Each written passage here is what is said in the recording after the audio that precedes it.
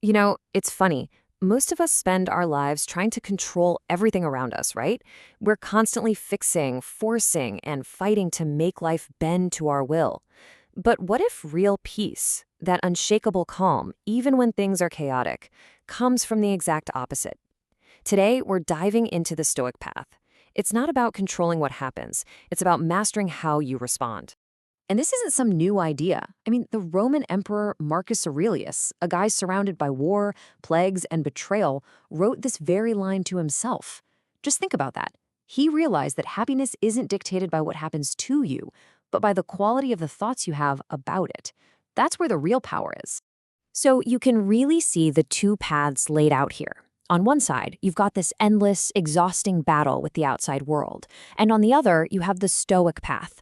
This one's an internal game where the whole point is to master your response, choose how you see things, and build an unshakable inner strength. That's the journey we're on.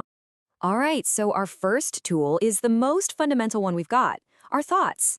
The Stoics saw the mind as this battlefield where every single thought is like a seed.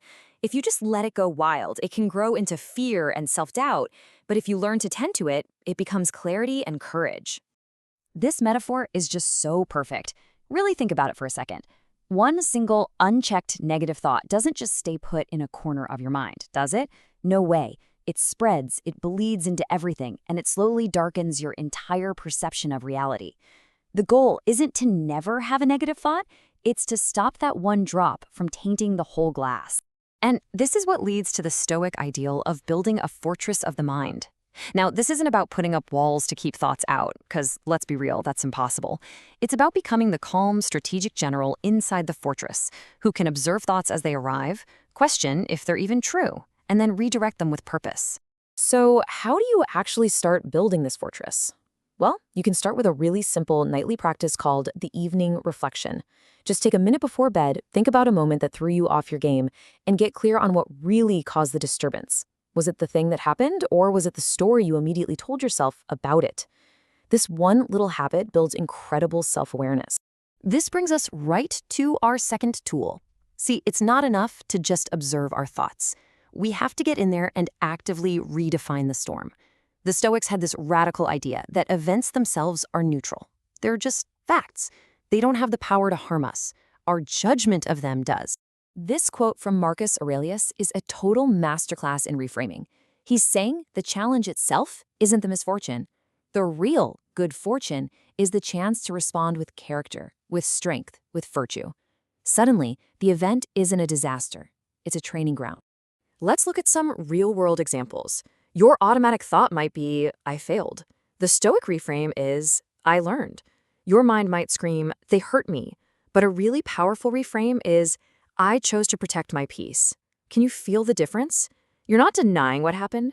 You're just choosing a story that makes you stronger, not weaker. And hey, you've got tools for this. When that negative judgment pops up, just pause. Ask yourself, okay, is this based on solid fact, or is it just fear talking? If you feel yourself spiraling, ground yourself in gratitude. Just list 3 simple things. Or do what Marcus did, journal. Writing is an amazing way to untangle that emotional story from the cold, hard facts. Now, on to our third tool, and this one, well, it might seem a little backwards at first. The Stoics didn't just sit around and wait for bad things to happen. They actually rehearsed for it. They believed in preparing the mind before the test ever arrives. The practice is called premeditatio malorum, which basically means the premeditation of evils. Now, hold on. This isn't about being a pessimist or trying to manifest disaster. It's about being a realist. It's like a pilot rehearsing emergency landings over and over. You visualize the potential challenges so that if they actually happen, you're not shocked. You're prepared. So in the morning, you just ask yourself these kinds of questions.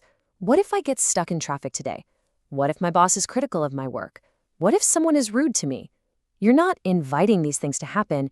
You're just walking through the fire in your imagination to reduce the burn if it becomes real. And here's the really practical part. Don't just visualize the problem. Rehearse your ideal response. Decide ahead of time that if you're delayed, you'll practice patience. If you're criticized, you'll listen for the lesson. You're basically preloading your best self, so your reactive, emotional self doesn't hijack the controls in the heat of the moment. Our fourth tool is all about pulling us out of the future and back into the only place we have any real power, right here, right now. The Stoics knew we had to find our anchor by giving ourselves the gift of the present moment. Because, let's face it, a mind left to its own devices is always somewhere else, lost in past regrets or future worries. So when you feel that mental storm brewing, that chaotic swirl of thoughts, there's a super simple, incredibly powerful technique to pull you back to solid ground. And it all starts with the number 5. It's the 5 senses technique. Wherever you are, just stop. Name 5 things you can see around you. Now notice 4 things you can physically feel: your feet on the floor, the fabric of your shirt. Identify 3 distinct sounds. Name 2 things you can smell. And finally, identify 1 thing you can taste. It's so simple, but it brilliantly yanks your attention out of the story in your head and anchors it in your immediate, physical reality. And that brings us to our 5th and final tool, one that literally rewires the brain for strength and contentment. We have to train our minds to see abundance, and the number 1 way to do that is through gratitude. For the Stoics, gratitude wasn't just a passive reaction when good things happened. It was a proactive, daily discipline. I mean, listen to this.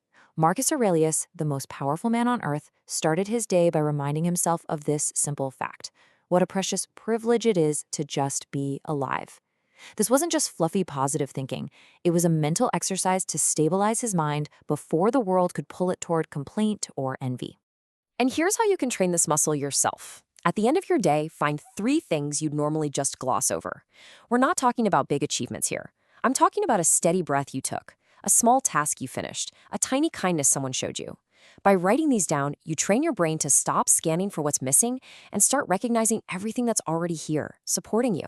So, after going through these 5 tools, we land on the core truth of the entire Stoic mindset. The goal was never to create a perfectly calm, problem-free life. I mean, that's impossible, right?